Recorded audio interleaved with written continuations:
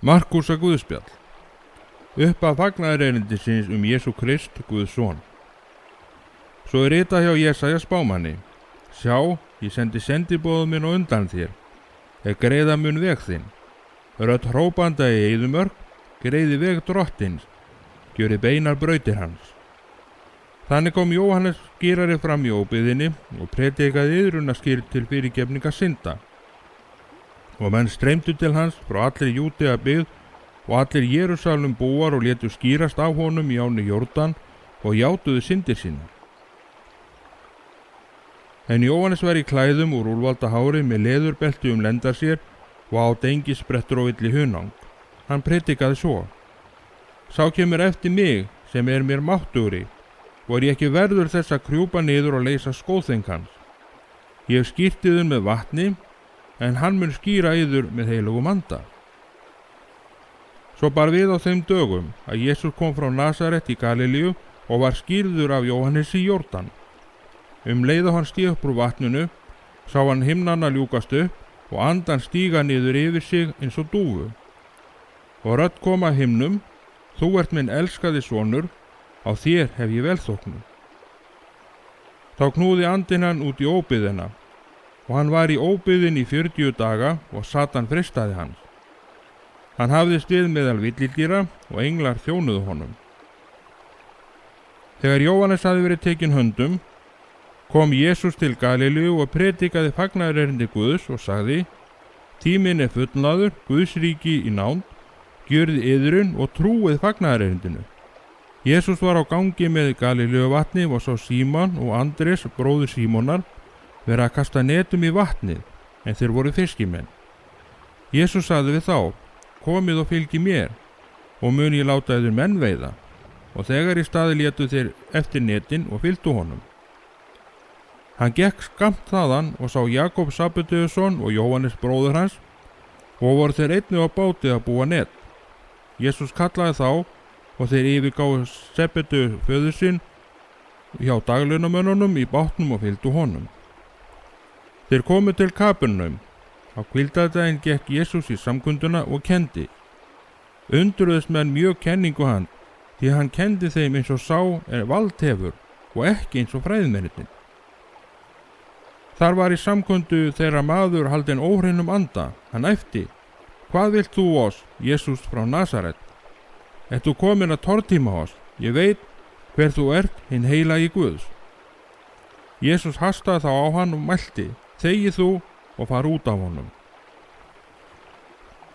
Þá teygði óhreini andinn manninn, rak upp hljóð mikið og fór út af honum.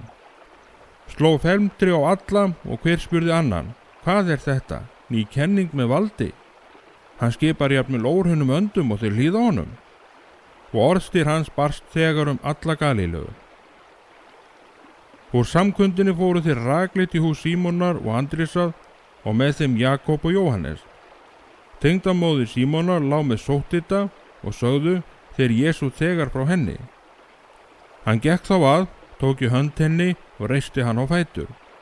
Sótthitin fór úr henni og hún gekk þeim fyrir beina. Þegar kvöld var komið og sólin sest, færðu menn til hans alla þá sjúkir voru og haldnir á illum öndum, og allur bærinn var saman komin við dyrnar. Hann læknaði marga þjáðust á ýmsum sjúkdómum og rak út marga illa anda, en illu öndunum bannaði hann að tala, því þeir vissu hver hann var. Og árla, löngu fyrir dögun, fór hann á fætur og gekk út, vék burt á óbyggðan stað og baðst þar fyrir. Þeir Símon leituðu hann uppi, og þegar þeir fundu hann, sögðu þeir við hann: Allir eru að leita að þér. Hann sagði við þá: Við skulum fara annað, í þorpin hér í grennd, svo ég geti einnig predika þar, því að til þess ég komin. Og hann fór og predikaði í samkundum þeirra í allri Galilíu og rak út illa anda. Maður nokkur líkþrár kom til hans, féll á kné og bað hann: Ef þú vilt, getur þú hreinsað mig. Og hann kendi í brjóstu manninn, rétti út höndina, snart hann og mælti: Ég vil, verð þú hreinn. Jafnskjótt hvarf á honum líkþráin og hann varð hreinn. Og Jesús lét hann fara, lagði ríkt á við hann og sagði: Gæt þess að segja engum neitt, en far þú, sýn því prestinum og fórna fyrir hreinsun þína því sem Móse bauð þeim til vitnisburðar.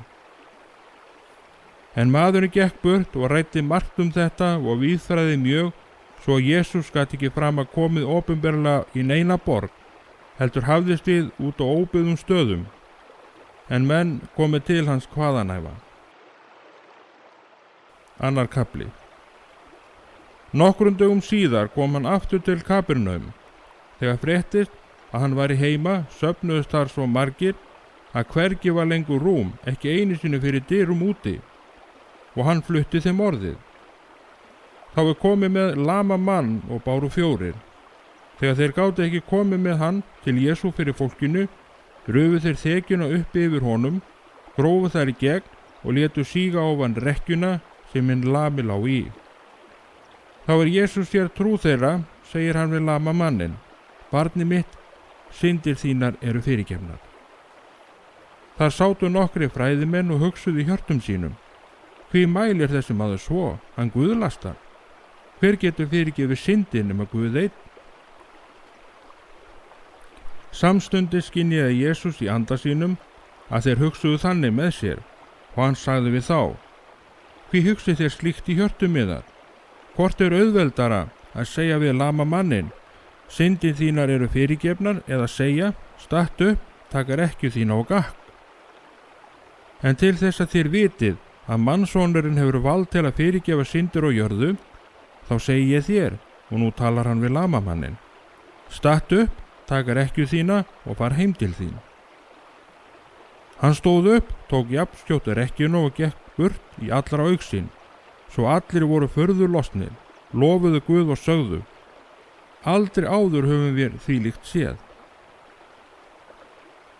Aftur fór hann út og gekk með vatninu og allur mannfjöldi kom til hans og hann kendi þeim. Og hann gekk þar, sá hann Leví Alfeusson sitja hjá tollbúðinni og hann sagði við hann: Fylg þú mér. Og hann stóð upp og fylgdi honum. Svo bar við að Jesús satt að borði í húsi hans og margir tollengdumenn og bersundu sátu þar með honum og lærisveinum hann, en margir fylgdu honum. Fræðimenn af flokki farisea sem sáu að hann samneyti bersundum og tollendumönnum sögðu þá við lærisveina hann: Hann etur með tollendumönnum og bersundum. Jesús heyrði þetta og svaraði þeim: Ekki þurfa heilbrigði læknis við, heldur þeir sem sjúkir eru. Ég ekki kominn til að kalla réttláta, heldur syndara. Lærisveina Jóhannesar og farisear héldu nú föstu. Þá komu menn til Jesú og spyrja hann: Hví fasta lærisveina Jóhannesar og lærisveina farisea, en þínir lærisveinar fasta ekki?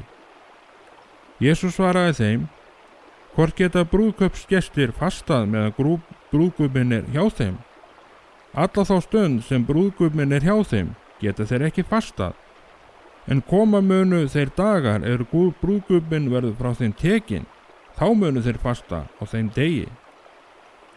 Engin saumar bót af óþæfðum dúk á gamalt fat, því að þá rífur nýja bótin af hinu gamla og verður að verri rifa. Og engin lætur nýtt vín á gamla belgi, því þá sprengir vín í belgina og vínið ónýtist, og belgirnið nýtt vín er látið á nýja belgi. Svo bar við að Jesús fór sáðlönd og hvíldardegi og lærisveina hans tóku að tína kornöx á leiðinni. Farisearnir sögðu þá við hann: Lít á, hví gera þeir það sem er ekki leyfilegt á hvíldardegi? Hann svaraði þeim: Hafið þeir aldrei lesið hvað Davíð gjörði hann lá á þegar hann hungraði á menn hans? Hann fór inn í Guðs hús þegar Abítar var æðsti prestur og át skoðunarbrauðin, en þau má engin eta nema prestarnir, og gaf líka mönnum sínum. Og hann sagði við þá: Hvíldardagurinn var til mannsins vegna og eigi maðurinn vegna hvíldardagsins, því að mannssonurinn er einnig herra hvíldardagsins. 3. kafli. Öðru sinni gekk hann í samkunduhús. Þar var maður með visna hönd, og höfðu þeir nánar gætur úr Jesú, hvort hann læknaði hann á hvíldardegi. Þeir höfðust kæra hann, og Jesú segir við mannin með visnu höndina: Stattu upp og kom mér fram. Síðan spyr hann þá: hvort heldur leyfilegt að gera gott eða gera illt á hvíldardegi, bjarga lífi eða deyða? En þeir þögðu.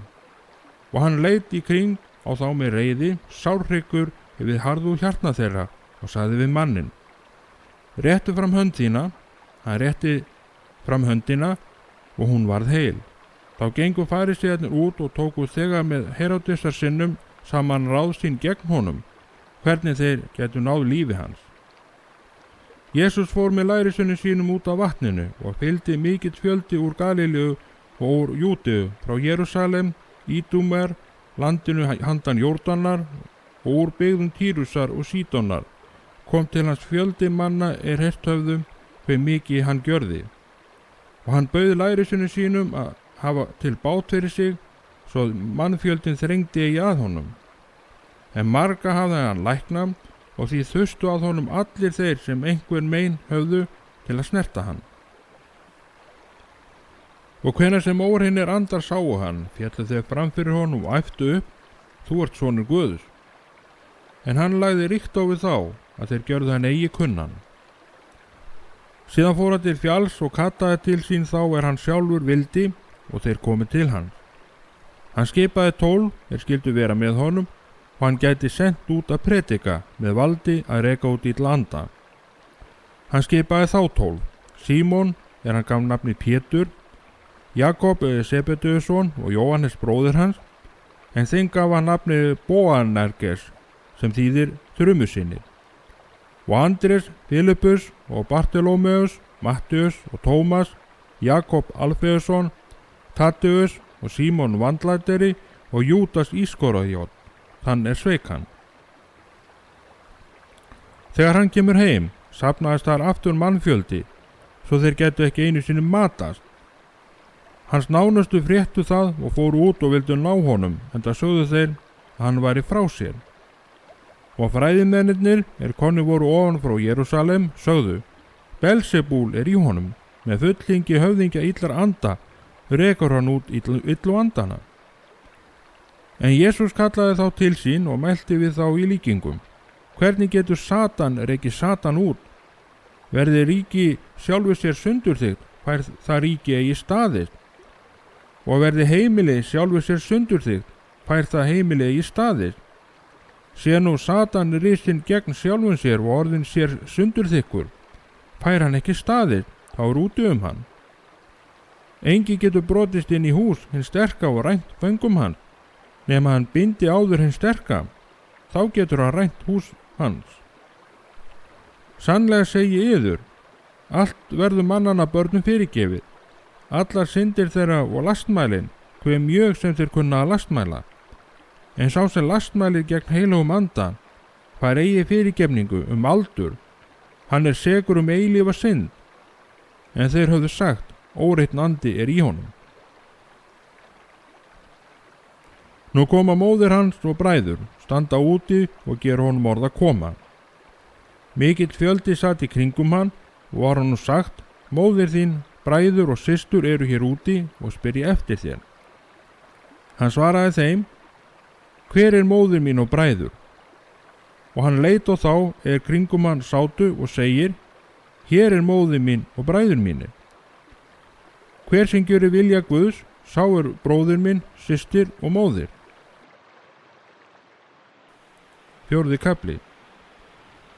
Aftur tók hann að kenna við vatnið, svo mikill mannfjöldi safnaðist að honum að hann varð að stíga í bát og sitja þar út á vatninu, en allt fólki var á landi við vatnið. Hann kendi þeim margt í dæmisögum og sagði við þá: hlýðið á, sáðmaður gekk út að sá, og þá var hann sáði, féll sumt hjá götunni og fuglar komu og átu það upp.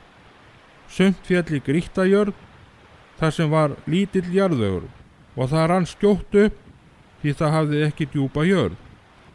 En sól hækkaði, visnaði það, og sökum þess að það hafði ekki rætur, skrælnaði það. Og sumt féll meðal þyrna, og þyrnarnir uxu og kæfðu það, og það bar ekki ávöxt. En sumt féll í góða jörð, kom upp, óx og bar ávöxt, það gaf 30-faldan, 60-faldan og 100-faldan ávöxt. Og hann sagði: hver sem eyru hefur að heyra, hann heyri. Þegar hann var orðinn einn, spurðu þeir 12 og hinnir sem með honum voru dæmisögurnar. Hann svaraði: yður er gefin leyndardómi Guðs ríkis, hinnir sem fyrir utan eru fá allt í dæmisögum. Að sjáandi sjáu þeir og skynji ekki, heyrandi heyri þeir og skilji ekki, svo þeir snúi sér eigi og verði fyrirgefið. Og hann segi við þá: þér skilji eigi þessa dæmisögu. Hvernig fáið þér þá skilið nokkra dæmisögu? Sáðmaðurinn sáir orðinu. Það hjá götunni, þar sem orðinu er sáð, merkir þá sem heyra, en Satan kemur jafnskjótt og tekur burt orðið sem í þó var sáð. Eins það sem sáð var í grýtta jörð, það merkir þá sem taka orðin með fögnuði, leið og þeir heyra það, en hafa enga rótfestu. Þeir eru kvikulir og þrenging verður síðan eða ofsókn vegna orðsins, bregðast þeir þegar. Öðru var sáð meðal þyrna, það merkir þá sem heyra orðið, en áhyggjur heimsins, tál auðafanna og aðran girti koma til að kefja orðið, svo það ber engan ávöxt. Hitt, sem sáð var í góða jörð, merkir þá sem heyra orðið, taka við því og bera 30-faldan, 60-faldan og 100-faldan ávöxt. Og hann sagði við þá: ekki bera menn ljós inn og setja það undir mælikir eða bekk, er það ekki sett á ljósastiku. Því að ekkert er hulið að það verði eigi gjört opinbert, né leynt að það kom ekki í ljós. Ef einhver hefur eyru að heyra, hann heyri. En sagði hann við þá: gæti að hvað þér heyrið, með þeim mæli sem þér mælið, muniður mælt verða og viður bætt. Því að þeim sem hefur mun gefið verða, og frá þeim sem eigi hefur mun tekið verða jafnvel það sem hann hefur. Þá sagði hann: svo er Guðs ríki sem maður sáu sæði í jörð. Hann sefur síðan og vakir nætur og daga, en sæði grær og vex, hann veit ekki með hverjum hætti. Sjálfkrafa ber jörðin ávöxt, fyrst stráið, þá axið og síðan fullvaxið hveiti í axinu.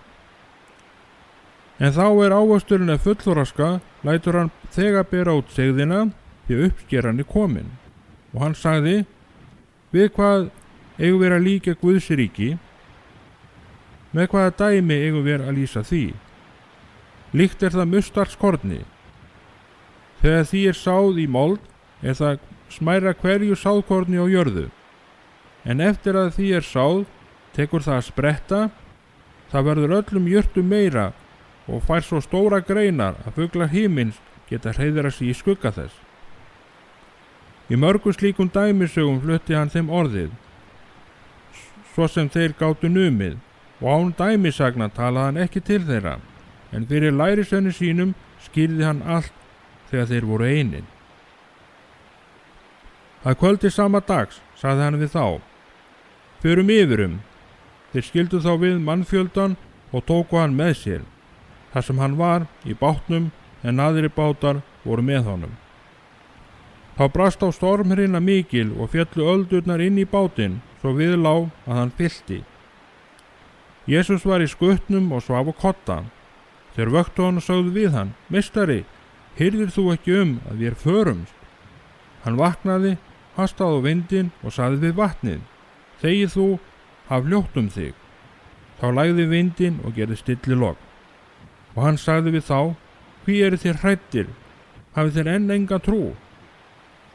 En þeir urðu miklum ótta lostnir og sögðu hver við annan: hver er þessi? Jafnvel vindur og vatn hlýða honum. 5. kafli.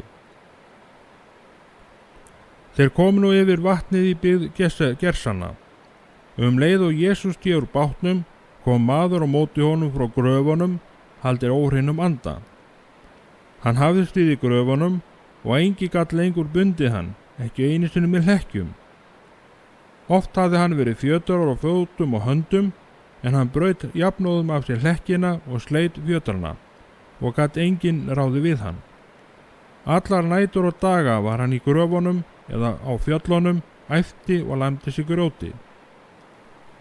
Þegar hann sá Jesú álengdan, hljóp hann og féll fram fyrir honum og æpti hárri röddu: Hvað vilt þú mér, Jesús, sonur Guðs, hins hæsta? Ég særi þig við Guð, hver þú mig eigi. Þegar Jesús hafði sagt við hann: Þú óhreini andi, far út af manninum.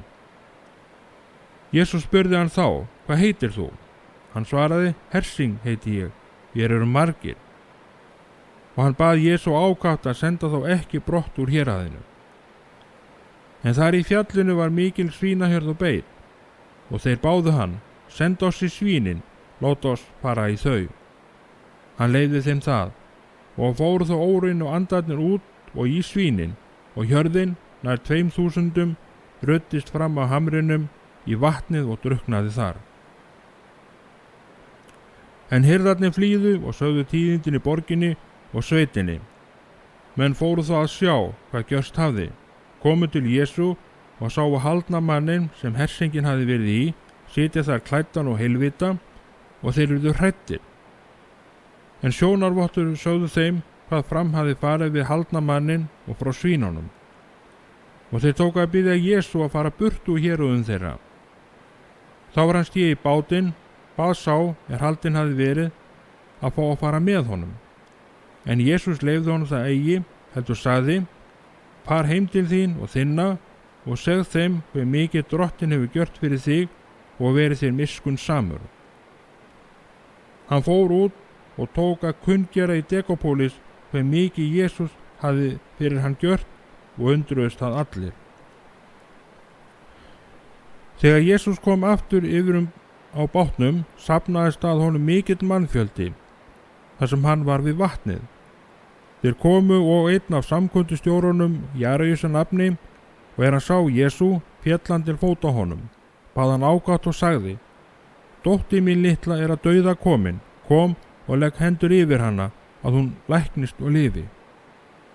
Jesús fór með honum, og mikill mannfjöldi fylgdi honum og var þröng hann. Þar var kona sem hafði haft blóðlát í 12 ár. Hún hafði orðið margt að þola hjá mörgum læknum, kostað til aðlögu sinni en engan bata fengið, öllu heldur versnað.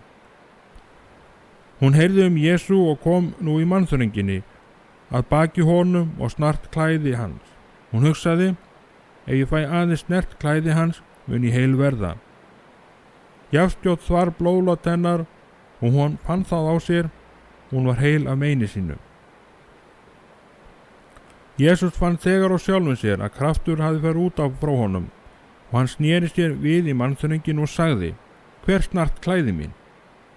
Lærisveinar hans sögðu við hann: Þú sérð að mannfjöldi þrengir að þér og spyr þó: Hver snart mig? Hann litaðist til að sjá hver þetta hafði gjört, en konan sem vissi hvað fram við sig hafði farið kom hrædd og skjálfandi, féll til fóta honum og sagði honum allan sannleikann. Jesús sagði við hana: Dóttir, trú þín hefur bjargað þér, far þú í friði og ver heil meina þinna. Meðan hann var að segja þetta, koma menn heiman frá samkundustjórunum og segja: Dóttir þín er látin, hví ómaugar þú meistarann lengur? Jesús heyrði hvað þeir sögðu en gaf ekki heldur sagði við samkundustjóran: Óttast ekki, trú þú aðeins. Nú leyfði hann engum að fylgja sér nema Pétri og þeim bræðurum Jakobi og Jóhannesi. Þeir koma að húsi samkundustjóran. Þar sér hann að allt er í uppnámi, grátur mikill og kveinan. Hann gengur inn og segir við þá: Hví hafið þér svo hátt og grátið? Barnið er ekki dáið, það sefur. En þeir hlógu að honum. Þá lét hann alla fara út og tók með sér föður barnsins og móðir og þá sem með honum voru og gekk þar inn sem barnið var. Og hann tók hönd barnsins og sagði: Talitha kum. Það þýðir: Stúlka litla, ég segi þér, rís upp. Jafnskjótt reis stúlkan upp og fór að ganga en hún var 12 ára og menn urðu frá sér numdir af undrun. En hann lagði ríkt á við þá að láta engan vita þetta og bauð að gefa henni að éta. 7. kafli. Þaðan fór Jesús og kom í ættborg sína og lærisveinar hans fylgdu honum. Þegar hvíldardagur var kominn, tók hann að kenna í samkundinni og þeir mörgu sem á hlýddu undruðu stórum þeir sögðu: Hvaðan kemur honum þetta? Hver er sú speki sem honum er gefin og þau kraftaverk sem gjörast fyrir hendur hann? Er þetta ekki smiðurinn, sonur Maríu, bróðir þeirra Jakobs, Jóse, Júdasar og Símonar? Og er ekki systur hans hér hjá okkur? Og þeir hneyksluðust á honum. Þá sagði Jesús: Hvergi er spámaður minna metinn en í landi sínu með frændum og heimamönnum. Og hann gat ekki gjört það neitt kraftaverk nema hann lagði hendur yfir nokkra sjúka og læknaði þá. Og hann undraðist vantrú þeirra. Hann fór nú þorpin þar í kring og kendi, og hann kallaði þá 12 til sín, tók að senda þá út 2 og 2 og gaf þeim vald yfir óhreinum öndum. Hann bauð þeim að taka ekkert til ferðarinnar, annað en staf, ekki brauð, mal né peninga í belti. Þeir skyldu hafa skó á fótum en ekki 2 kirtla. Og hann sagði við þá: Hvar sem þér fáið inni, þar sé aðsetur yðar, uns þér leggið upp að nýju. En hvar sem ekki er tekið við yður né á yður hlýtt, þaðan skulu þér fara og hrista dusti af fótum yðar, þeim til vitnisburðar. Þeir lögðu af stað og predikuðu að menn skyldu gera iðrun, ráku út marga illa anda og smurðu marga sjúka með olíu og læknuðu þá. Heródes konungur frétti þetta, en það var nafn Jesú orðið víðfrægt. Sögðu sumir: Jóhannes skírari er risinn upp frá dauðum, þess vegna eru kraftarnir að verki í honum. Aðrir sögðu: Hann er Elía, en aðrir: Hann er spámaður eins og spámennirnir fornu. Þegar Heródes heyrði þetta, sagði hann: Jóhannes, sem ég lét hálsökva, hann er upprisinn. En Heródes hafði sent menn að taka Jóhannes höndum, fjötra hann og varpa í fangelsi vegna Herodíasar, konu Filipusar, bróðir síns.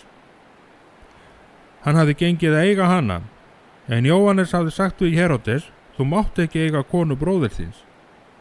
Þess vegna lagði Herodías fæð á Jóhannes og vildi deyða hann en gat ekki. Því að Heródes hafði beig á honum og verndaði hann, þar hann vissi að hann var maður réttlátur og heilagur. Hann komst í mikinn vanda þegar hann hlýddi á mál hann, en þó var honum ljúft að hlusta á hann. En nú kom hentugur dagur, á afmæli sínu gjörði Heródes veislu gæðingum sínum, hershöfðingjum og fyrirmönnum Galíleu. Dóttir Herodíasar gekk þar inn og stéð dans. Hún hreif Heródes og gesti hans, og konungur sagði við stúlkuna: Bið mig hvers sem þú vilt og mun ég veita þér. Og hann sór henni: Hvað sem þú biður mun ég veita þér, allt að helmingi ríkis míns. Hún gekk þá út og spurði móður sína: Hvað á ég að biðja? Hún svaraði: Höfuð Jóhannesar skírara. Í afskjótt skundaði hún til konungs og bað hann: Gef mér þegar á fati höfuð Jóhannesar skírara. Konungur varð hryggur við, en vegna eiðsins og gesta sinna vildi hann ekki synja henni þess, heldur sendi þegar varðmann og bauð að færa sér höfuð Jóhannesar. Hann fór og hjó af höfuð Jóhannesar í fangelsinu. Komið höfuð hans á fati og færði stúlkunni, en stúlkan móður sinni. Þegar lærisveinar hans fréttu þetta, komu þeir, tóku lík hans og lögðu í gröf. Postularnir komu nú aftur til Jesú og sögðu honum frá öllu því þeir höfðu gjört og kennt. Hann sagði við þá: Komið þér nú á óbyggðan stað, svo að við séum einir saman og hvílistu stund. En fólk var stöðugt að koma og fara, svo þeir höfðu ekki einu sinni næði til að matast. Þeir fóru á bátnum einir saman á óbyggðan stað. Menn sáu þá fara og margir þekktu þá, en nú streymdi fólk þangað gangandi úr öllum borgunum og varð á undan þeim. Þegar Jesús steig á land, sá hann þar mikinn mannfjölda og hann kenndi í brjóstu þá, því að þeir voru sem sauði engan hirði hafa, og hann kemdi þeim margt. Þá mjög var liðið dags, komu lærisveinar hans að máli við hann og sögðu: hér engin mannabyggð, langt á daginn liðið. Lát þá fara að þeir geti náð til bíla og þorpa hér í kring og keypt sér eitthvað til matar. En hann svaraði þeim, gefið þeim sjálfur að þetta. Þeir svara honum, eigum við að fara og kaupa brauð fyrir 200 denara og gefa þeim að eta? Jesús spyr þá, hve mörg brauð hafið þér? Farið og gætið það. Þeir höfðu að og svörðu, 5 brauð og 2 fiska. Þá bauð hann þeim að láta alla setjast í grængrissið og skipta sér í hópa. Þeir settust niður í flokkum, 100 í sumum en 50 í öðrum. Og hann tók brauðin 5 og fiskana 2, leit upp til himins, þakkaði Guði, braut brauðin og gaf lærisveinunum til að bera fram fyrir mannfjöldan. Fiskunum 2 skipti hann á meðal allara, og þeir neittu allir verðu mettir. Þeir tóku sama brauðbitana, fylltu 12 körfur svo fiskleifarnar, en þeir sem brauðana neittu voru 5.000 karlmenn. Tafarlaust knúði hann lærisveina sína að fara í bátinn og halda á undan þeim yfir til Betsaitu, meðan hann sendi fólki brott, og þá hann hafði kvatt það, fór hann til fjalls að biðjast fyrir. Þegar kvöld var komið var báturinn á miðju vatni, en hann einn á landi.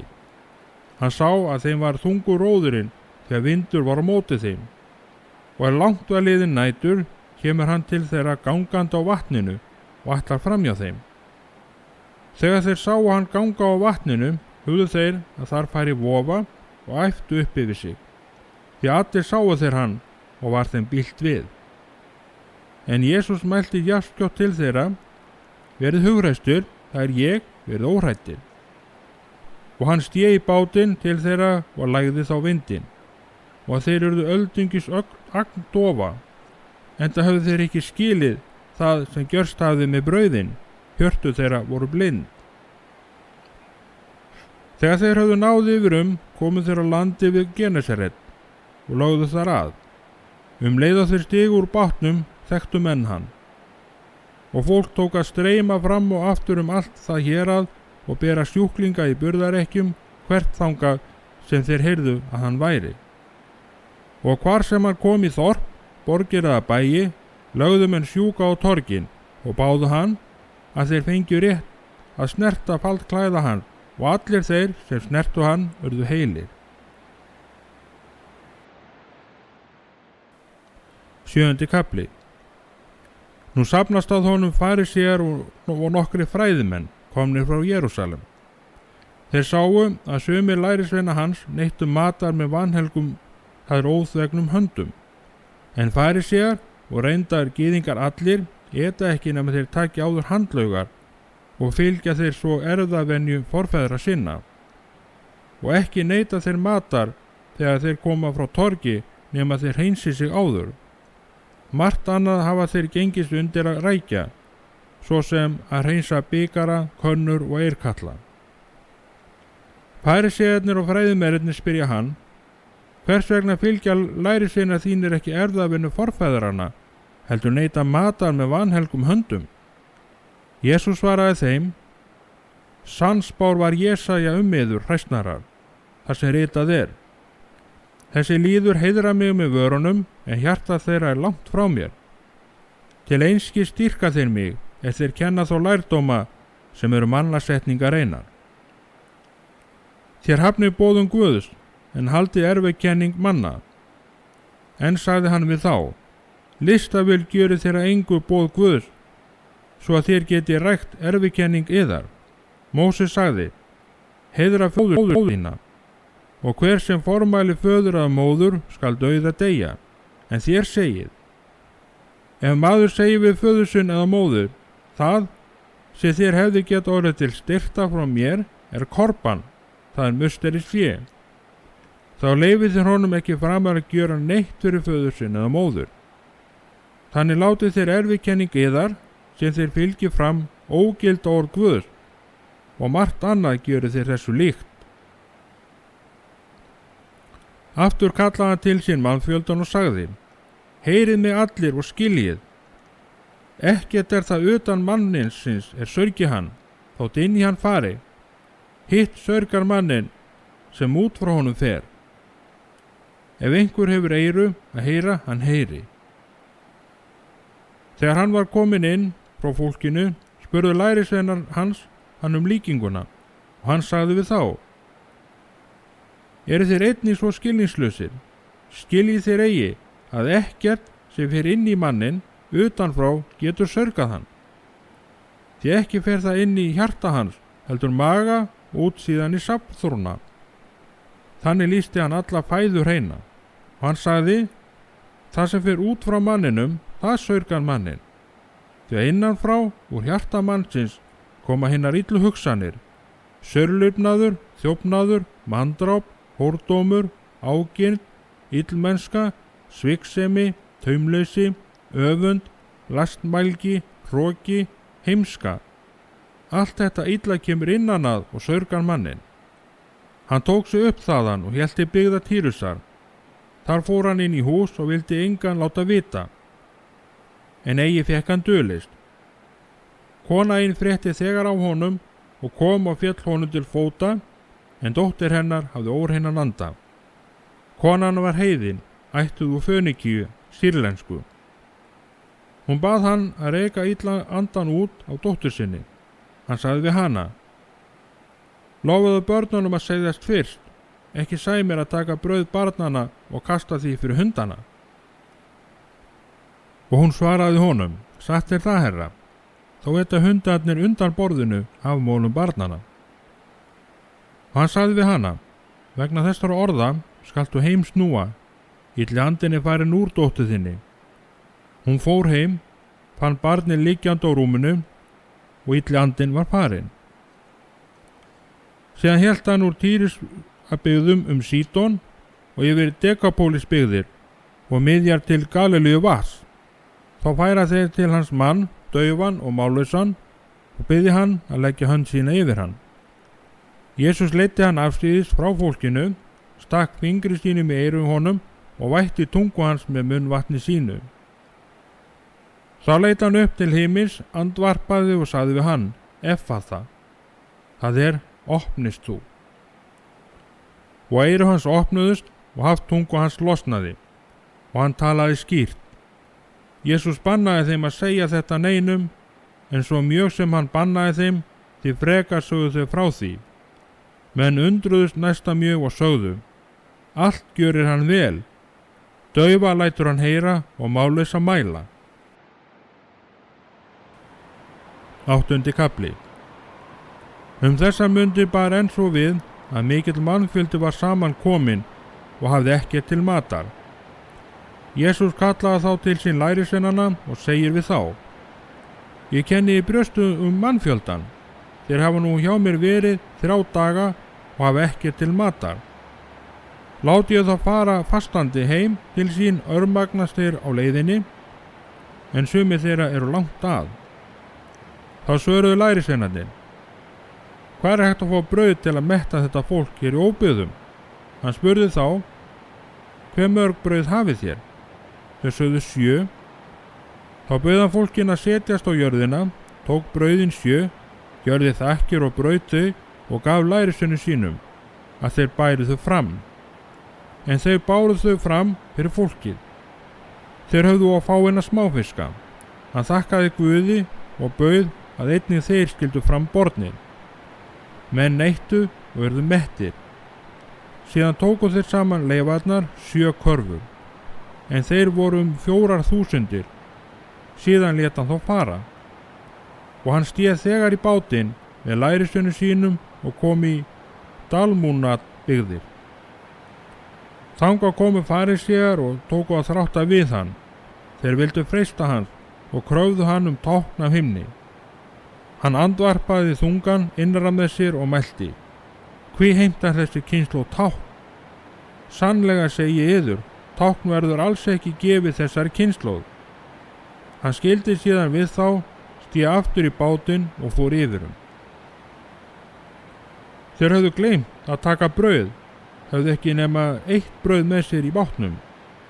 Jesús ámyndi þá og sagði: Gæti yðar varið súrdeig farísea og súrdeig Heródesar. En þeir ræddu sín á milli að þeir hefðu ekki brauð. Hann var þess vís og segi við þá: Hvað eru þér að tala um, að þér hafið ekki brauð? Skinnið þér ekki enn, ég skiljið, eru hjörtu yðar forhert? Þér hafið augu, sjáuð þér ekki? Þér hafið eyru, heyrið þér ekki? Eða munið þér ekki, þegar ég braut brauðin 5 handa 5.000? Hve marga körfur fullar af brauðbutum tóku þeir saman? Þeir svara honum 12. Eða brauðin 7 handa 4.000? Hve marga körfur fullar af brauðum tóku þeir saman? Þeir svara 7. Og hann sagði við þá: Skiljið þér ekki enn? Þeir koma til Betsaitu. Þar færa menn til Jesú blindan mann og biðja að hann snerti hann. Hann tók í hönd hins blinda, leiddi hann út úr þorpinu, skyrpti í augu hans, lagði höndur yfir hann og spurði: Sér þú nokkuð? Hann leit upp og mælti: Ég sé menn, ég greini þá líkt og tré þeir ganga. Þá lagði hann aftur hendur yfir augu hans og nú sá hann skýrt, var albata og heilskegn og allt. Jesús sendi hann síðan heim til sín og sagði: Inn í þorpið máttu ekki fara.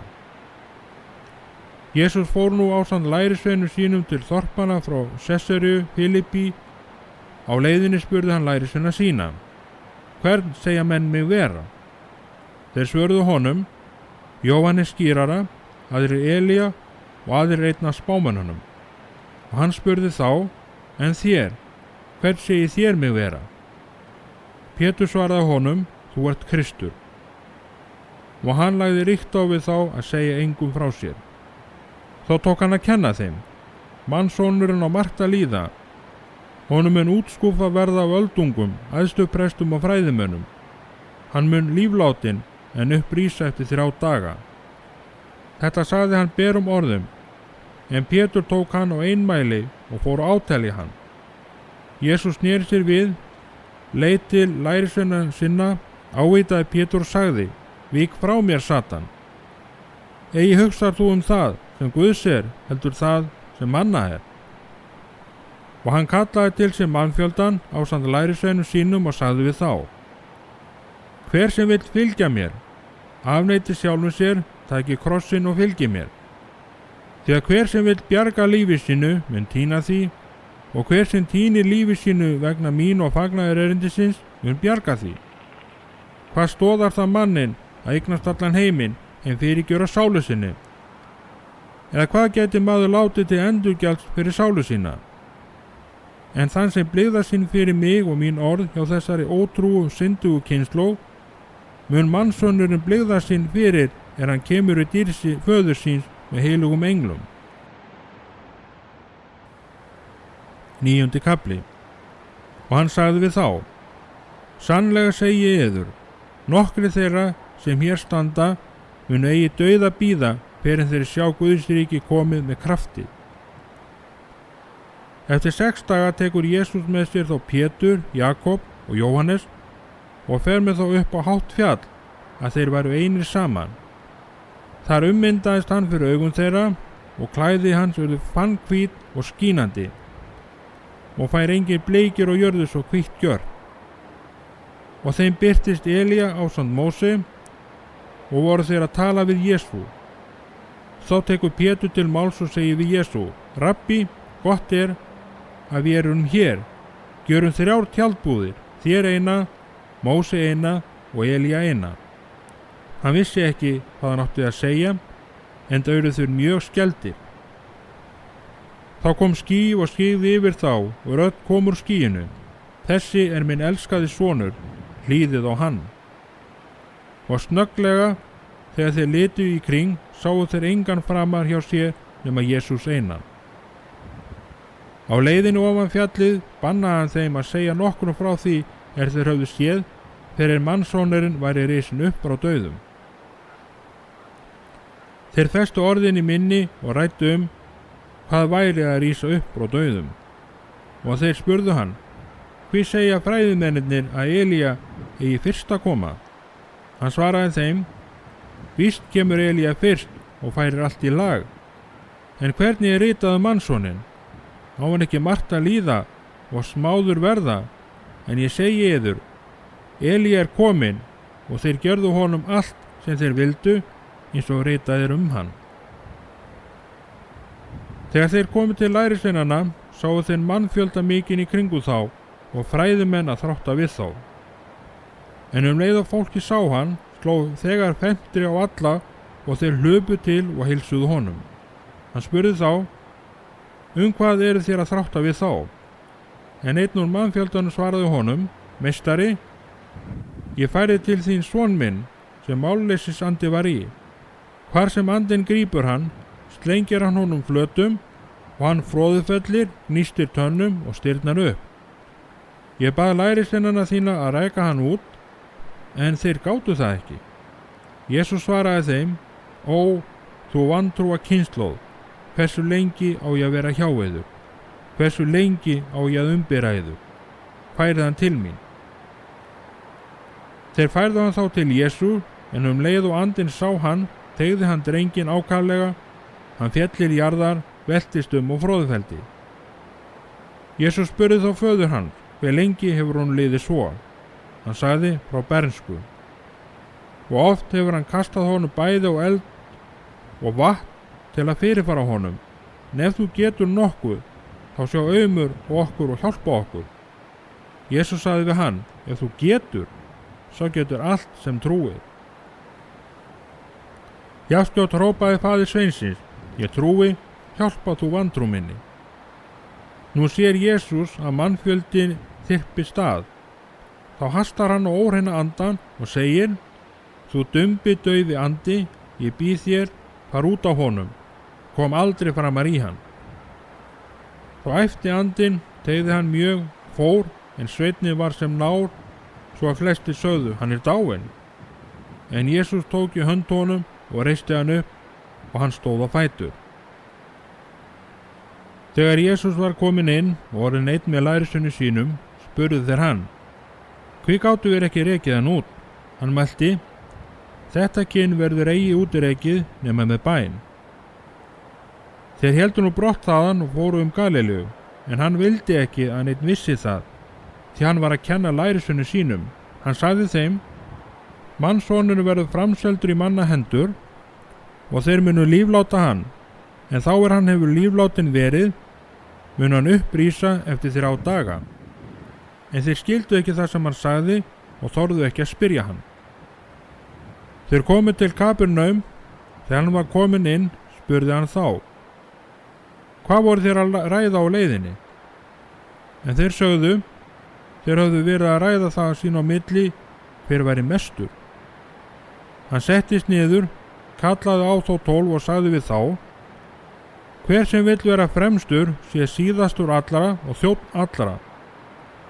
Og hann tók lítið barn, setti það meðal þeirra, tók það sér í faðm og sagði við þá, hver sem tekur við einu slíku barni í mínu nafni, tekur við mér, og hver sem tekur við mér, tekur ekki aðeins við mér, heldur og við þeim sendi mig. Jóhannes sagði við hann, meistari, við sáum mann reka út illa anda í þínu nafni og vildu við varna honum þess að því hann fylgdi oss ekki. Jesús sagði, varni honum þess ekki, því að enginn sá að hann gjöri kraftaverk í mínu nafni og geti þegar og eftir tala illa mig. Sá sem ekki á móti mér með oss. Hver sem gefur yður bikar vass að drekka vegna þess að þér eru Krist, sannlega segi yður, hann mun alls ekki missa á launum sínum. Hverjum þeim sem tælir til falls einn af þessum smælingum sem trúa, væri betra að vera varpa í hafið með mylnusteinum hálsinn. Ef hönd þín tælir þig til falls, þá sníð hana af. Betra þér handarvana inn að ganga til lífsins en hafa báðar hendur og fara til helvítis, í hinn óslökkvandi eld, þar sem ormarnir deyja ekki og eldurinn sloknar ekki. Ef fótur þinn tælir þig til falls, þá sníð hann af.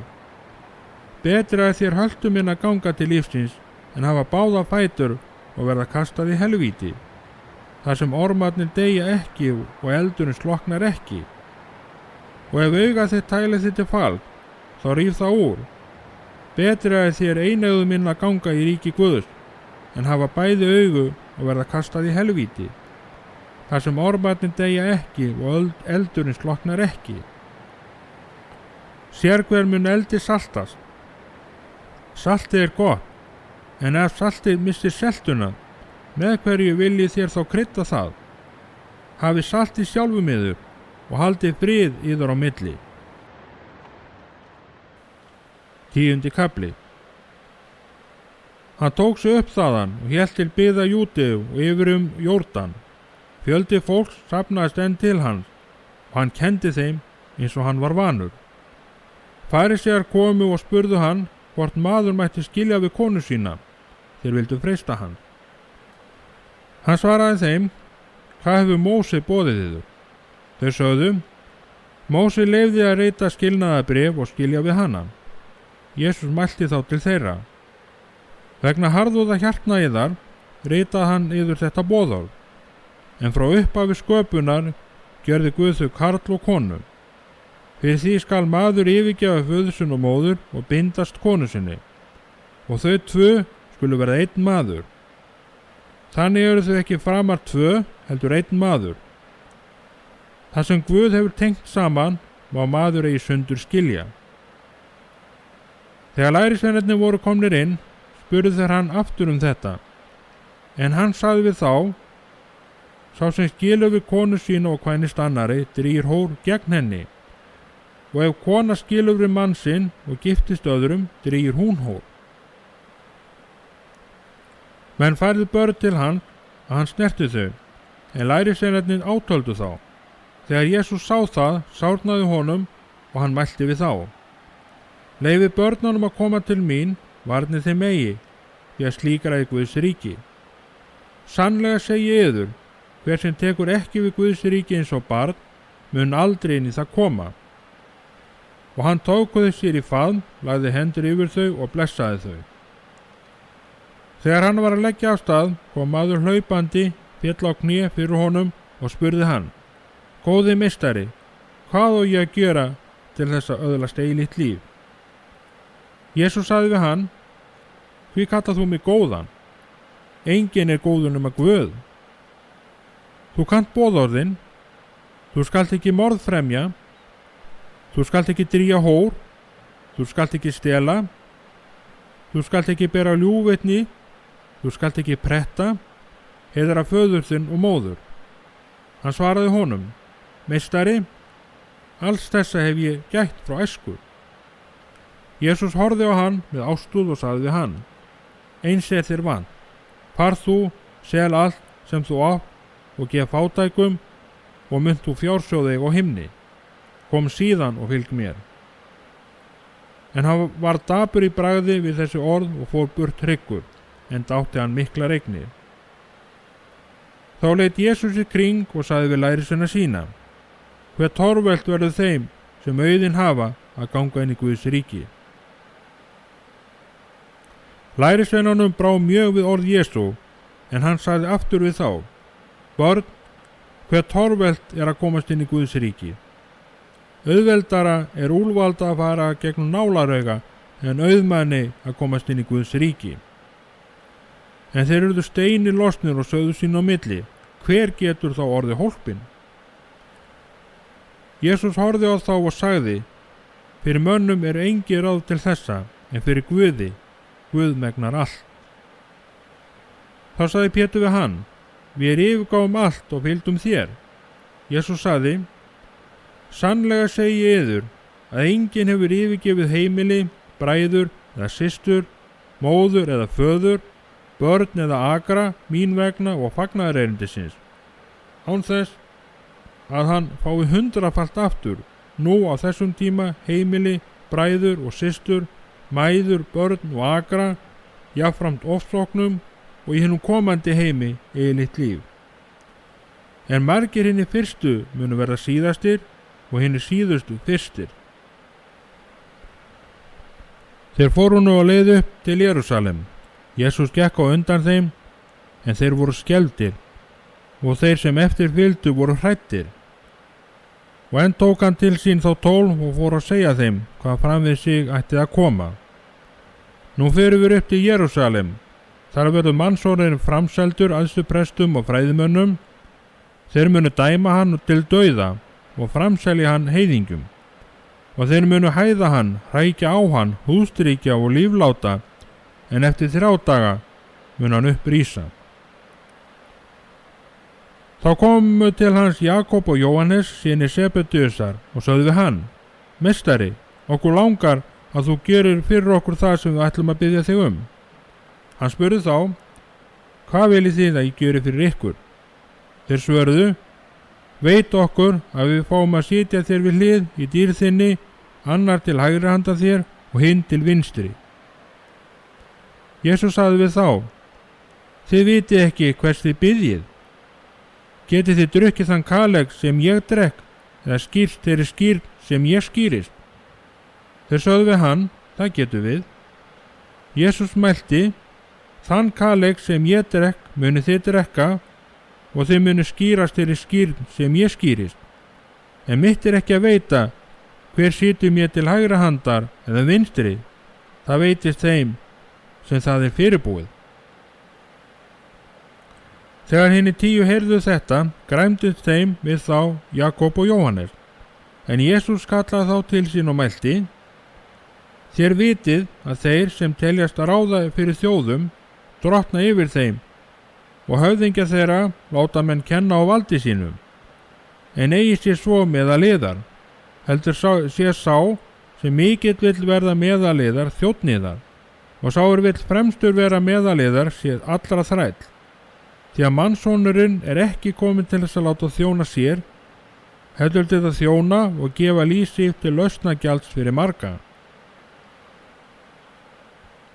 Þeir komu til Jerikó, og þegar hann fór út úr borginni ásamt lærisveinum sínum og miklum mannfjölda, sat þar við veginn Bartimeus sonur Tímeusar, blindur beiningamaður. Þegar hann heyrði að þar færi Jesús frá Nasaret, tók hann að hrópa: Sonur Davís, Jesús, miskunnu þú mér. Margir höstuðu á hann að hann þegði, en hann hrópaði því meir: Sonur Davís, miskunnu þú mér. Jesús nam staðar og sagði: Kallið á hann. Þeir kalla á blinda mannin og segja við hann: Vertu hugraustur, stattu upp, hann kallar á þig. Hann kastaði frá sér yfirhöfn sinni, spratt á fætur og kom til Jesú. Jesús spurði hann: Hvað vilt þú að ég geri fyrir þig? Blindi maðurinn svaraði honum: Rabbúni, að ég fái aftur sjón. Jesús sagði við hann: Far þú, trú þín hefur bjargað þér. Jafnskjótt fékk hann sjónina og fylgdi honum á ferðin. 11. kafli. Þegar þeir nálguðust Jerúsalem og komu til Betfage og Betaníu við Olíufjalli, sendir hann 2 lærisveina sína og segir við þá: Farið í þorpi hér framundan ykkur. Leið og þið komið þangað, munið þið finna fola bundinn sem enginn hefur enn komið á bak. Leysið hann og komið með hann. Ef einhver spyr ykkur: Hvers vegna gerið þið þetta? Þá svarið: Herran þarf hans við. Hann sendir hann jafnskjótt aftur hingað. Þeir fóru og fundu folan bundinn við dyr úti á strætinu og leystu hann. Nokkrir sem stóðu þar sögðu við þá: Hvers vegna þið að leysa folan? Þeir svöruðu eins og Jesús hafði sagt, og þeir létu þá fara. Síðan færu þeir Jesú folan og lögðu á hann klæði sín, en hann settist á bak, og margir breyttu klæði sín á veginn, en aðrir lim sem þeir höfðu skorið á völlunum. Þeir sem undan fóru og eftir fylgdu hrópuðu: Hósanna, blessaður sé sá sem kemur í nafni drottins. Blessað sé hið komandi ríki föðurvors Davíðs, hósanna í hæstum hæðum. Hann fór inn í Jerúsalem og í helgidóminn. Þar leit hann yfir allt, en þar sem komið var kvöld, fór hann til Betaníu með þeim 12. Á leiðinni frá Betaníu morgunin eftir kenndi hann hungur. Þá sá hann álengda lauka fíkjutri og fór að gá hvort hann fyndi nokkuð á því.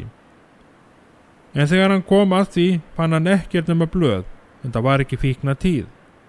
Hann sagði þá við tréð: Enginn neyti framar ávaxtar af þér að eilífu. Þetta heyrðu lærisveinar hann. Þeir komu til Jerúsalem og hann gekk í helgidóminn og tók að reka út þá sem voru að selja þar og kaupa og hratt borðum víxlarana og stólum dúfnasalana og engum leyfði hann að bera neitt helgidóminn. Og hann kenndi þeim og sagði: Er ekki ritað: Hús mitt á að vera bænahús fyrir allar þjóðir, en þér hafi gjört það að ræningjabæli. Æðstu prestarnir og fræðimennirnir heyrðu þetta og leituðu fyrir sér hvernig þeir gætu ráðið hann á dögum. Þeim stóð ótti af honum, því allur lýðurinn hreifst mjög af kenningu hann. Þegar leið að kvöldi fóru þeir úr borginni. Árla morguns fóru þeir hjá fíkjutrénu og sáu að það var visnað frá rótum. Pétur minnti þess sem gerst hafði og segi við hann: Rabbi, sjáðu, fíkjutréð sem þú formæltið er visnað. Jesús svaraði þeim: Trúið á Guð, sannlega segi yður, hver sem segi við fjall þetta, lyftir upp og steyp þér í hafið, og efar ekki í hjarta sínu, heldur trúir að svo fari sem hann mælir, honum mun verða af því. Fyrir því segi yður, hvers sem þið biðið í bæn yðar, þá trúið að þér hafi öðlast það, og yður mun það veitast. Og þegar þér eruð að biðja, þá fyrirgefið, ef yður þykir nokkuð einhver, til þess að faðir yður á himnum fyrirgefið einnig yður misgjörðir yðar. Ef þið fyrirgefið ekki, mun faðir yður á himnum ekki heldur fyrirgefa misgjörðir yðar. Þeir koma aftur til Jerúsalem, og þegar hann var á gangi í helgidóminum, koma til hans æðstu prestarnir, fræðimennirnir og öldungarnir, og segja við hann: Með hvaða valdi gjörir þú þetta? Hver gaf þér það vald að þú gjörir þetta? Jesús sagði við þá: Ég vil leggja eina spurningu fyrir yður, svarið henni, og ég mun segja yður með hvaða valdi ég gjöri þetta. Var skírn Jóhannesa frá himni eða frá mönnum? Svarið mér. Þeir águðust hver við annan þetta og sögðu: Ef við segjum frá himni, spyr hann: Hver trúðu þér honum þá ekki? Eða ættu vera að svara frá mönnum? Það þorðu þeir ekki fyrir lýðnum, því allir töldu að Jóhannes hefði verið sannur spámaður. Þeir svöruðu Jesú: Við vitum það ekki. Jesús sagði við þá: Ég segi þið þá ekki heldur með hvaða valdi ég geri þetta. 12. kafli. Og hann tók að tala til þeirra í dæmisögum. Maður plantaði víngarð. Hann hlóð garð hann, gróf fyrir vínþörung og reisti törn. Seldi hann síðan vínyrkjum að leigu og fór úr landi. Á setnum tíma sendi hann þjóna til vínyrkjana að fá hjá þeim hlut af ávexti víngarðsins. En þeir tóku hann og börðu og sendu burt tómhenta. Aftur sendi hann til þeirra annan þjón. Hann lömdu þeir í höfuðið og svívirtu. En sendi hann annan, hann drápu þeir, og margar fleiri ýmist börðu þeir eða drápu. Einn átti hann eftir enn, elskaðan son. Hann sendi hann síðastan til þeirra og sagði: Þeir munu virða son minn. En vínyrkja þessir sögðu sín á milli: Þetta er erfinginn, förum og drepum hann, þá fáum við arfinn. Og þeir tóku hann á drápu og köstuðu honum út fyrir víngarðinn. Hvað mun nú eigandi víngarðsins gjöra? Hann mun koma, tortíma vínyrkjanum og fá öðrum víngarði. Hafið þér eigi lesið þessa reikningu? Sá steinn sem smiðirnir höfnuðum er orðin hyrningarsteinn. Þetta er verk drottins og undursamlegt er það í augum vorum. Þeir vildu taka hann höndum en óttuðust fólkið. Þeir skildu að hann áttu við þá með dæmisögunni og þeir yfirgá hann og gengu burt. Þá sendu þeir til hans nokkra farisea og heródesa sinna og skildu þeir veiða hann í orðum. Þeir koma og segja við hann: Meistari, við vitum að þú ert sannorður og hirðir ekki álit neins, enda gerir þú þér engan manna mun, heldur kenni Guðs veg í sannleika. Leyfist að gjalda keisarana skatt eða ekki? Eigum við að gjalda eða ekki gjalda? En hann sá hræsni þeirra og sagði við þá: Hví freisti þér mín? Fáðu mig denar, látum mig sjá. Þeir fengu honum pening, hann spyr, hvers mynd og yfirskrift er þetta? Þeir svöruðu, keisarans. En Jesús sagði við þá, gjaldi keisaranum það sem keisarans er og Guði það sem Guðs er. Og þá furðaði stórlega á honum. Saddúkæjar komu til hans, en þeir neita því að upprisa sig til og sögðu við hann, meistari, Móses segir oss í ritningunni að deyi maður barnlaus en láti eftir sig konu, skulu bróðir hans ganga að eiga ekkjuna og vekja honum niðja. Nú voru 7 bræður, svo fyrsti tók sér konu en dó barnlaus. Annar bróðurinn gekk að eiga hana og dó barnlaus. Eins hinn þriðji, og allir 7 urðu barnlausir. Síðast allra dó konan. Í upprisinni, þegar menn rísa upp, kona hvers þeirra verður hún þá? Allir 7 höfðu átt hana. Jesús svaraði þeim, er það ekki þetta sem veldur því að þér villist? Þér þekki ekki ritningarnar né mátt Guðs. Þegar menn rísa upp frá dauðum, kvænast þeir hvorkinni giftast, þeir eru sem englar á himnum. En þá dauðu að þeir rísu upp, hafið þeir ekki lesið það í bók Móse í sögunum þyrnurinn? Guð segir við Móse, ég er Guð Abraham, Guð Ísaks og Guð Jakob. Ekki er hann Guð dauðra, heldur lifandi. Þeir villist stórlega. Þá kom til hans fræðumaður einn. Hann hafði hlýtt á orðaskipti þeirra og fann að Jesús hafði svarað þeim vel. Hann spurði, hvert er æðst allra boðorða? Jesús svaraði, æðst er þetta, heyr, Ísrael, drottinn, Guð vor. Hann einn er drottinn, og þú skalt elska drottinn, Guð þinn, af öllu hjarta þínu, allri sálu þinni, öllum huga þínum og öllum mætti þínum. Annað er þetta, þú skalt elska náunga þinn eins og sjálfan þig. Ekkert boðorð annað er þessu meira.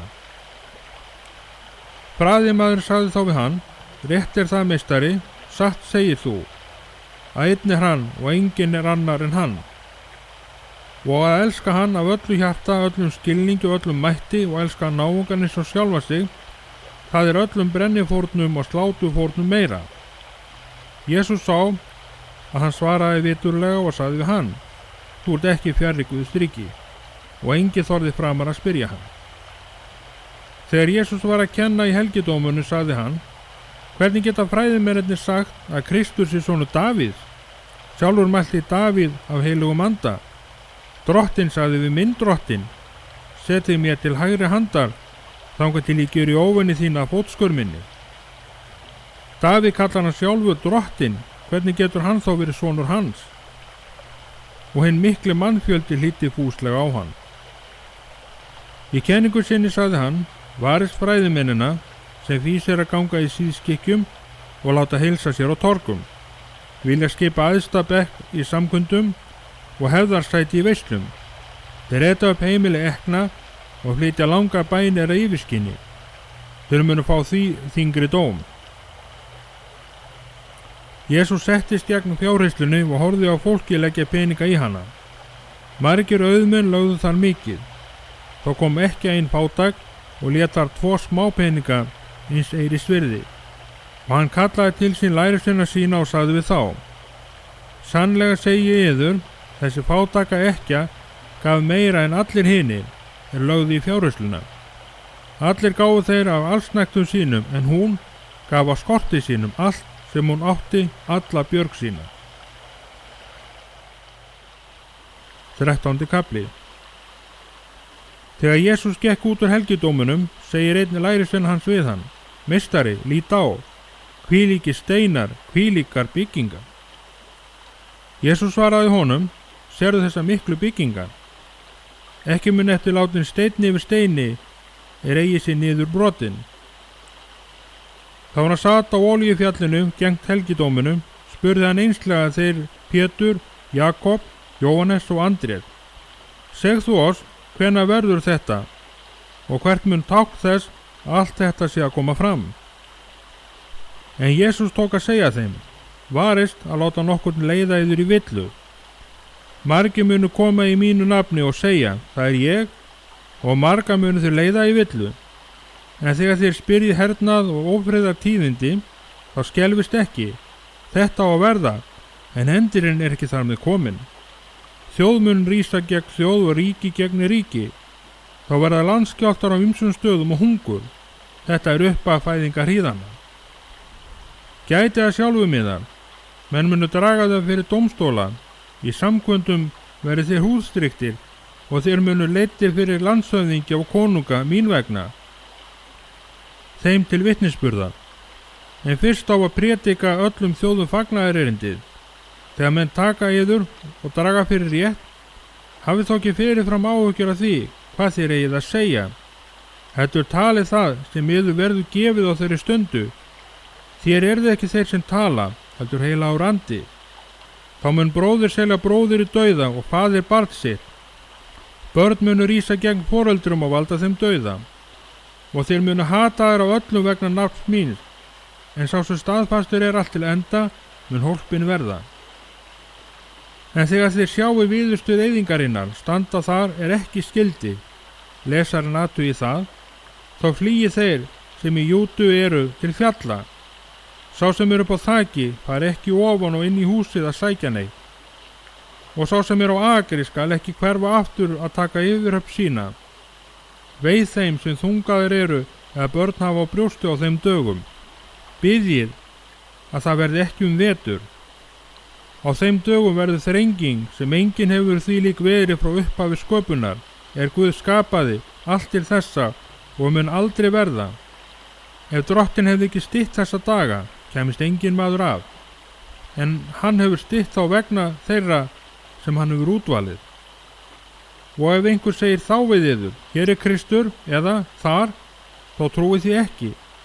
Því að fram munu koma falskristar og falsspámenn, og þeir munu gera tákn og undur til að leiða afvega hinna útvöldu ef orði gæti. Verið varir yður, ég hef sagt yður allt fyrir. En á þeim dögum, eftir þrenging þessa, mun sólin sortna og tunglið hætta að skína, og stjörnurnar munu hrapa af himni og kraftar himnanna bifast. Þá munu menn sjá mannsennin koma í skýjum með miklu mætti og dýrð, og hann mun senda út englana og safna sínum útvöldu úr áttunum fjórum frá skautum jarðar til himinskauta. Nefni líkingu af fíkjutrénu. Þegar greinar þess fara að mýkjast og laufið að springa út, þá vitið þér að sumar er í nánd. Eins skulu þeir vita, þegar þeir sjáu þetta verða, að hann er í nánd fyrir dyrum.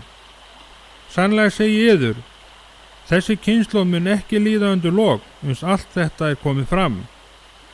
Himin og jörð munu líða undir lok, en orð mín munu aldrei undir lok líða. En þann dag eða stund veit enginn, hvorki englar á himnin er sonurinn, enginn nema faðirinn. Verið varir yður, vakið, þér vitið ekki nær tíminn er kominn. Svo er þetta sem maður fari úr landi, skilið við húsitt og felið þjónum sínum umráðin, hverjum sitt verk. Dyraverðunum býður hann að vaka. Vakið því, þér vitið ekki nær húsbóndinn kemur að kveldi á miðnætti í 8 eða dögun. Látið hann ekki finna yður sofandi þegar hann kemur allt í einu. Það sem ég segi yður, það segi öllum vakið. 14. kafli.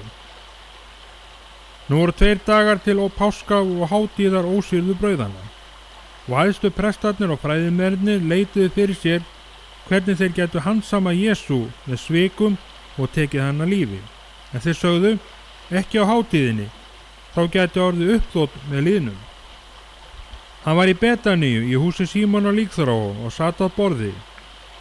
Þá kom þar kona og hafði alabaster buð með ómenguðum dýrum narsturs mislum. Hún braut buðkinn og hellti yfir höfuð honum.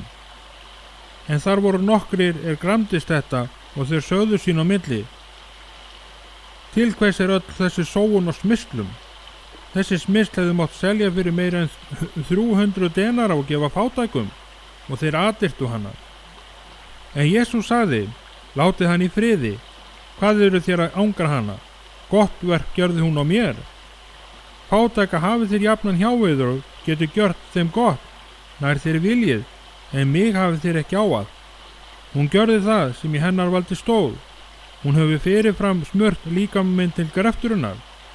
Sannlega segi ég yður, hvar sem fagnaðarerindið verður flutt allan heim, mun og getið verða þess sem hún gjörði til minningar hana. Júdas Ískaríot, einn þeirra 12, fór þó til æðstu prestana að framsela þeim hann. Þegar þeir heyrðu það, urðu þeir glaðir við og hétu honum fé fyrir, en hann leitaði færis að framselja hann. Á fyrsta degi ósýrðu brauðana, þegar menn sláturðu páskalambinu, sögðu lærisveinar hans við hann: Hvert vilt þú að við förum og búum þér páskamáltíðina? Þá sendi hann 2 lærisveina sína og sagði við þá: Farið inn í borgina og ykkur mun mæta maður sem ber vaskir, fylgið honum, og þar sem hann fer inn, skulu þér segja við húsráðandann: Meistarinn spyr, hvar er herbergið þar sem ég get neytt páskamáltíðirnar með lærisveinum mínum? Hann mun þó sýna ykkur loftsal mikinn, búinn hægjendum og til reiðu. Hafið þar viðbúnað fyrir oss. Lærisveinarnir fóru, komu inn í borgin og fundu allt eins og hann hafði sagt og bjuggu til páskamáltíðar. Kvöldi kom hann með þeim 12. Þegar þeir sátu að borði og mötuðust, sagði Jesús: Sannlega segi ég yður, einn af yður mun svíkja mig, einn sem með mér etur. Þeir yrðu hryggir við og sögðu við hann: Einn af öðrum, ekki er það ég. Hann svaraði þeim: Það er einn þeirra 12, hann dýfir í sama fat og ég. Mannsorðin fer að sönnu héðan, svo sem hann er ritað, en vei þeim manni sem því veldur að mannsorðin verður framseldur. Betra væri þeim manni að hafa aldrei fæðst. Þá þeir mötuðust, tók hann brauð, þakkaði Guði, braut það og gaf þeim og sagði: Takið, þetta er líkami minn. Og hann tók kaleg, gjörði þakkir og gaf þeim, og þeir drukku af honum allir. Og hann sagði við þá: Þetta er blóð mitt, blóð sáttmálans, útelt fyrir marga. Sannlega segi ég yður, héðinni frá mun ég eigi drekka ávexti vínviðarins til þess dags er ég drekka nýjan í Guðs ríki. Og þegar þeir höfðu sungið lofsönginn, fóru þeir til Olíufjallsins og Jesús sagði við þá: Þér munu allir hneykslast, því ritað er: Ég mun slá hirðin og seiðurnir munu tvistrast. En eftir að ég upprisinn, mun ég fara á undan yður til Galilíu. Þá sagði Pétur: Þótt allir hneykslist, geri ég það aldrei. Jesús sagði við hann: Sannlega segi ég þér, nú í nótt, áður en Hanigala tvisvar, myndu 3 afneita mér. En Pétur kvað enn fastar að: Þótt ég ætti að deyja með þér, þá mun ég aldrei afneita þér. Eins töluðu allir. Þeir koma til staðar er heitir Getsemane og Jesús segir við lærisveina sína: Setjist hér meðan ég biðst fyrir. Hann tók með sér þó Pétur, Jakob og Jóhannes. Og nú setti á honum ógn og angist. Hann segir við þá: Sál mín er hrygg allt til dauða, bíði hér og vaki. Þá gekk hann lítið eitt áfram, féll til jarðar og bað að sú stund færi fram hjá sér ef verða mætti. Hann sagði: Abba, faðir, allt megnar þú. Takk þennan kaleg frá mér, þó ekki sem ég vil, heldur sem þú vil. Hann kemur aftur og finnur þá sofandi. Þá sagði hann við Pétur: Símon, sefur þú? Gastu ekki vakað eina stund? Vakið og biðjið, að þér falli ekki freistni. Handin er reiðubúin, en holdið veikt. Aftur vék hann brott og baðst fyrir með sömu orðum. Þegar hann kom aftur, fann hann þó enn sofandi, því drungi var í augum þeirra og ekki vissu þeir hvað þeir ættu að segja við hann. Í þriðja sinn kom hann og sagði við þá: Sofið þér enn og hvílist, nú er nóg, stundin er komin. Mannsonurinn er framseldur í hendur syndugra manna. Standið upp, förum, sá er í nánd en með svíkur. Leið meðan hann var enn að tala, kemur Júdas, einn þeirra 12, og með honum flokkur manna frá æðstu prestunum, fræðimönnunum og öldungunum, og höfðu þeir sverð og barefli. Svekarinn hafði sagt þeim þetta til marks, sá sem ég kyssi, hann er það. Takið hann höndum og farið brott í tryggri vörslu. Hann kemur, gengur beint að Jesú og segir, Rabbi, og kyssti hann. En hinir lögðu hendur á hann og tóku hann. Einn þeirra er hjá stóð, brá sverði, hjó til þjóns æðsta prestsins og sneiða honum eyrað. Þá sagði Jesús við þá, eru þeir að fara að mér með sverðum og bareflum eins og gegna ræningja til að handtaka mig? Daglega var ég hjá þér í helgidóminum og kendi og þér tóku mig ekki höndum, en reikningarnar hljóta að rætast. Þá yfirgáfu hann allir, lærisveinarnir hans og flýðu. En maður nokkur ungur fylgdist með honum. Hann hafði línklæði eitt á berum sér, þeir vildu taka hann, en hann léti eftir línklæðið og flýði nakinn. Nú færið þeir Jesú til æðstu prestsins. Þar komu saman allir æðstu prestarnir, öldungarnir og fræðimennirnir. Pétur fylgdi honum álengdar, allt inn í garð æðsta prestsins. Þar sat hann hjá þjónunum og verði sig við eldinn. Æðstu prestarnir og allt ráðið leituðu vitnis gegn Jesú til að geta líflátið hann, en fundu eigi. Margir báru þó ljúgvitni gegn honum, en framburður þeirra var ekki saman. Þá stóðu nokkrir upp og báru ljúgvitni gegn honum og sögðu, við heyrðum hann segja, ég mun brjóta niður musterið þetta sem með höndum er gjört og reisa annað á 3 dögum sem ekki er með höndum gjört, en ekki bar þeim heldur saman þetta. Þá stóð æðstipresturinn upp og spurði Jesú, svarar þú því engu sem þessir vitna gegn þér? En hann þagði og svaraði engu. En spurði æðstipresturinn hann, ertu Kristur, sonur hins blessaða? Jesús sagði, ég er sá, og þér muni sjá mannssonin sitja til hægri handa máttarins og koma í skýjum himinsins. Þá reif æðstipresturinn klæði sín og sagði, hvað þurfum við nú framar votta við? Þér heyrðu guðlastið, hvað líst þér? Og þeir dæmdu hann allir sekan og dauða verðan. Þá tóku sumir að hrækja á hann. Þeir huldu andlit sín og slógu hann með hnefunum og sögðu við hann, spáðu, eins spurðu þjónarnir hann. Pétur var niðri í garðinum. Þar kom eina af þernum æðstaprestsins og sá hvar Pétur var að orna sér. Hún horfði á hann og segir, þú varst líka með manninu frá Nasaret, þessum Jesú. Þið neitaði hann og sagði, ekki veit ég né skil hvað þú ert að fara. Og hann gekk út í forgarðin, en þá gól hani.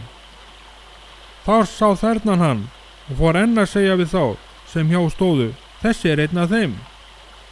En hann neitaði sem áður. Litlu síðar sögðu þeir er hjá stóðu, enn við Pétur, víst ertu einn af þeim, en ertu Galílíu maður. En hann sór og sárt við lagði, ég þekki ekki þennan mann sem þér talið leið gól hani annað sinn og Pétur myndist þess Jesús hafði mælt við hann. Áður en hani gala 2 myndu 3 afneita mér. Þá fór hann að gráta. 15. kafli. Þegar að morgni gjörðu æðstu prestarnir samþykkt með öldungunum, fræðimönnunum og öllu ráðinu. Þeir létu binda Jesú og færa brott og framsöldu hann Pílatusi. Pílatus spurði hann, ert þú konungur gyðinga? Hann svaraði, þú segir það. En æðstu prestarnir báru á hann margar sakir.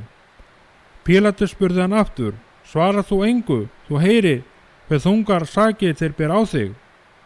En Jesús svaraði engu framar og undraði Pílatus það. En á hátíðinni var hann vanur að gefa þeim lausan einn bandingja, þann er þeir báðu Maður að nafni Barabbas var þá í böndum ásamt upphlaupsmönnum. Höfður fram í manndráp í upphlaupinu. Nú kom mannfjöldin og tók að biðja að Pílatus veitti þeim þið sama og hann væri vanur. Pílatus svaraði þeim, viljið þér að ég gefi yður lausan konung gyðinga? Hann vissi að æðstu prestarnir höfðu fyrir öfundarsakið framselt hann. En æðstu prestarnir æstu múgin til að heimta að hann gæfi þeim heldur Barabbas lausan. Pílatus tók enn til máls og sagði við þá, hvað á ég þá að gera við þann sem þeir kallið konung gyðinga? En þeir æftu á móti, krossfestu hann. Pílatus spurði, hvað illt hefur hann þó gjört? En þeir æptu því meir, krossfestu hann. En með því að Pílatus vildi gera fólkinu til hæfis, gaf hann þeim Barabbas lausan. Hann lét húðstyrkja Jesú og framseldi hann til krossfestingar. Hermennirnir fóru með hann inn í höllina, aðsetur landshöfðingjans, og kölluðu saman alla hersveitina. Þeir færa hann í purpur og skikkju, flétta þyrnikórunu og setja á höfuð honum. Þá tóku þeir að heilsa honum, heill þú konungur gyðinga. Og þeir slógu höfuð hans með reirsbrotta og hræktu á hann, féllu á kné og hyltu hann. Þegar þeir höfðu spottað hann, færðu þeir hann úr purpur og skikkinu og í hans eigin klæði. Þá leitu þeir hann út til að krossfesta hann. En maður nokkur átti leið þar hjá og var að koma utan úr sveit. Hann neyða þeir til að bera kross Jesú. Það var Símon frá Kýrene, faðir þeirra Alexanders og Rúfusar. Þeir fara með hann til þess staðar heitir Golgata, það þýðir hauskúpustaður. Þeir báru honum vín, blandaða myrru, en hann þáði ekki. Þá krossfestu þeir hann og þeir skiptu með þessu klæðum hans og kostuðu hlutum hvað hver skildi fá. En það var dagmál, þeir krossfestu hann, og yfirskriftin sakargift hans var svo skráð, konungur gyðinga.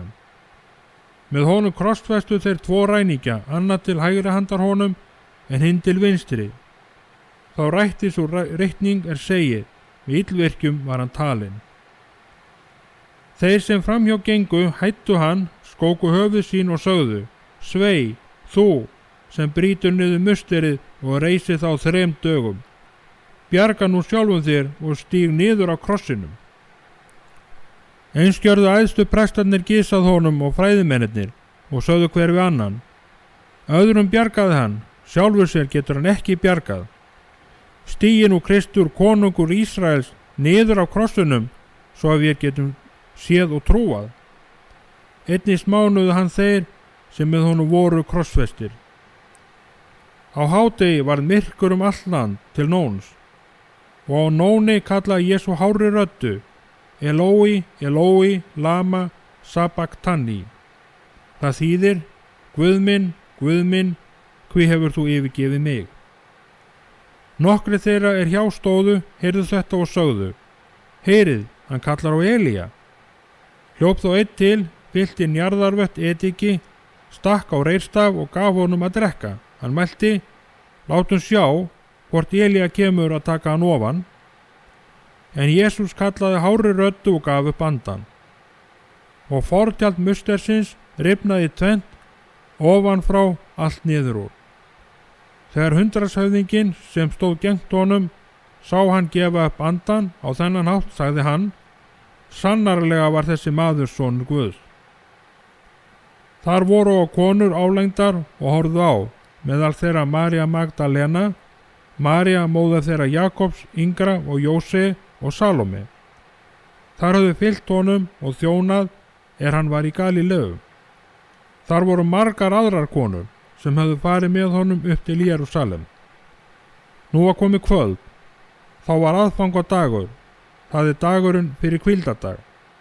Þá kom Jósef frá Arimaþeu, göfugur ráðherra sjálfur vænti Guðs ríkis. Hann dirfðist að fara inn til Pílatusar og biðja líkama Jesú. Pílatus furðaði á, hann skildi þegar verið andaður. Hann kallaði til sín hundraðshöfðingjan og spurði hvort hann væri þegar látinn. Og hann var þess vís hjá hundraðshöfðingjanum, gaf hann Jósef líkið. En hann keypti línklæði, tók hann ofan, sveipaði hann línklæðum og lagði í gröf, högnaði í klett og velti steini fyrir grafamunnan. María Magdalena og María móðir Jóseu sáu hvar hann var lagður. 16. kafli.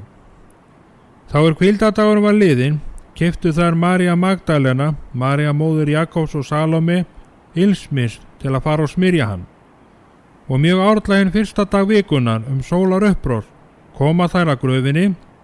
Þær sögðu sín á milli, hver mun velta fyrir á steininum frá grafarmununum? En þegar þær líta upp, sjá þær að steininum hafði verið velt frá, en hann var mjög stór. Þær stíga inn í gröfuna og sjá ungan mann sitja hægra megin, klæddan hvítri skikkju, og þær skeldust. En hann sagði við þær: Skelfist eigi, þér leitið að Jesú frá Nasaret, krossfesta, hann upprisinn, hann ekki hér. Sjá, þarna staðurinn þar sem þau lögðu hann. En farið og segið lærisveinum hans og Pétri, hann fer á undan yður til Galileu. Þar munu þeir sjá hann eins og hann sagði yður. Þær fóru út og flýðu frá gröfinni því ótti og ofboð var yfir þær komið. Þær sögðu engum frá neinu því þær voru hræddar. Þegar hann var upprisinn árlæn fyrsta dag vikunar, birtist hann fyrst Maríu Magdalenu, en út af henni hafði hann rekið 7 illa anda. Hún fór og kunngerði þetta þeim, en með honum höfðu verið og hörmuðu nú og grétu. Þá þeir heyrðu að hann væri lifandi og hún hefði séð hann, trúðu þeir ekki. Eftir þetta birtist hann í annarri mynd, 2 þeirra, þar sem þeir voru á göngu og leið út í sveit. Þeir sneru við og kunngjörðu hinum, en þeir trúðu þeim ekki heldur. Seinna birtist hann þeim 11, þegar þeir sátu til borðs og ávitaði þá fyrir vantrú þeirra og harðúð hjartans að þeir hefðu ekki trúað þeim sá hann upprisinn. Hann sagði við þá: Farið út allan heim og predikið fagnaðarerindið öllu mannkyni. Sá sem trúir og skýrist mun hólpin verða, en sá sem trúir ekki mun fyrirdæmdu verða. En þessi tákn munu fylgja þeim trúa. Í mínu nafni munu þeir reka út illa anda, tala 9 tungum, taka upp höggorma, og þó þeir drekki eitthvað banvænt mun þeim ekki verða meint af. Yfir sjúka munu þeir leggja hendur og þeir verða heilir. Þegar nú drottin Jesús hafði talað við þá, var hann uppnuminn til himins og settist til hægri handar Guði. Þeir fóru og predikuðu hvarvetna, en drottin var í verki með þeim og staðfesti boðun þeirra með táknum sem henni fylgdu.